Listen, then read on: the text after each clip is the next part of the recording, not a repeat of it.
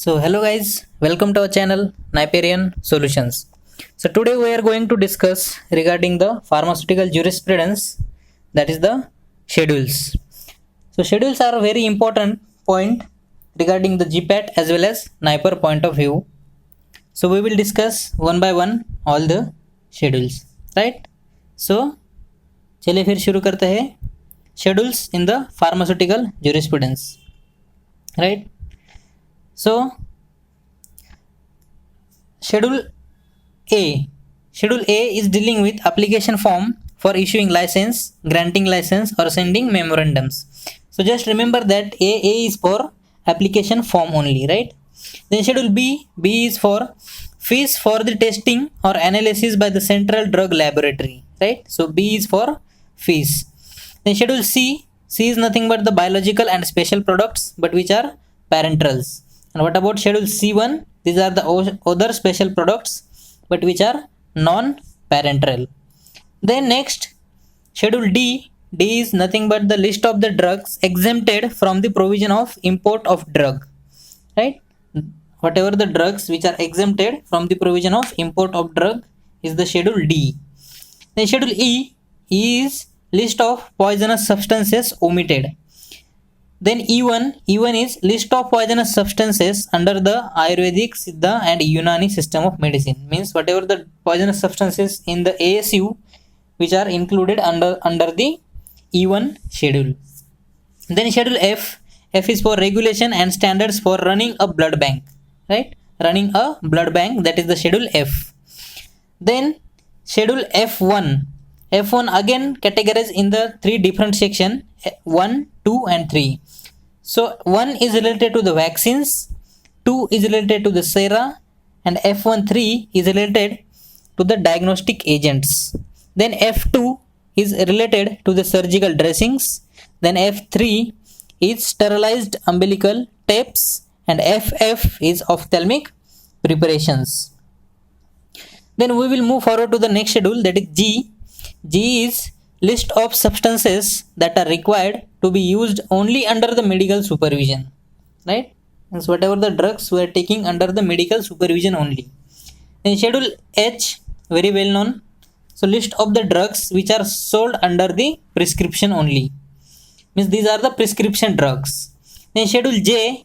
J is list of diseases and ailments which a drug may not claim to prevent or cure, right? Then next Schedule K, that is list of the drug exempted from the provision of manufacturing of drug. It is very related to the Schedule D, because Schedule D is the same for the exempted drugs but from the provision of import of drug, and here Schedule K is list of the drug exempted from the provision of manufacturing of drug. That is the only difference between D and K. Then the next schedule, that is M. This is also very well known, that is the GMP, good manufacturing practices, requirement of factory premises, plant and equipment.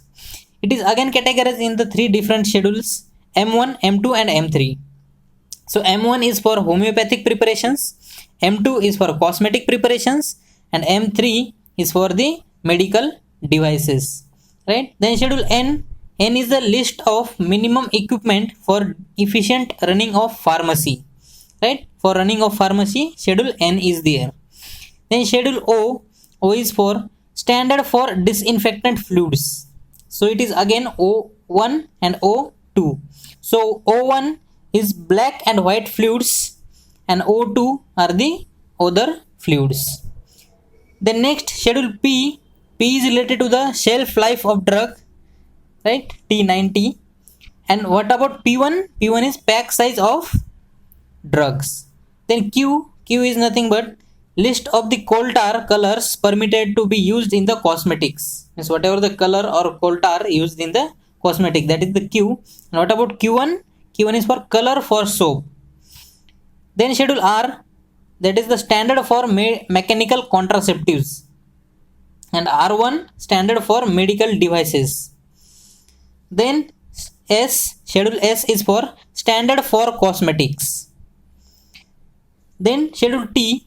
T is again GMP, requirement of factory premises, plants and equipment for Ayurvedic, Siddha and Unani system. It is very similar to that of Schedule M, that is for our allopathy system, GMP for allopathy system, but Schedule T is related to the GMP for the Ayurvedic, Siddha and Unani system of medicine. Then Schedule U is for particulars to be shown in the manufacturing, raw material and analytical records of the drug. And U1, that is particulars to be shown in the manufacturing, raw material and analytical records of cosmetics. Just difference between U and U1, one is for our normal drugs, that is allopathical, and U1 is related to the same analytical records only but for the cosmetics. Then Schedule V is for the standards for patent or proprietary medicines. Schedule W, the list of the drugs which shall be marketed under generic name only. Okay. Next one is the Schedule X. X is for the list of narcotic and psychotropic substances. And finally Schedule Y.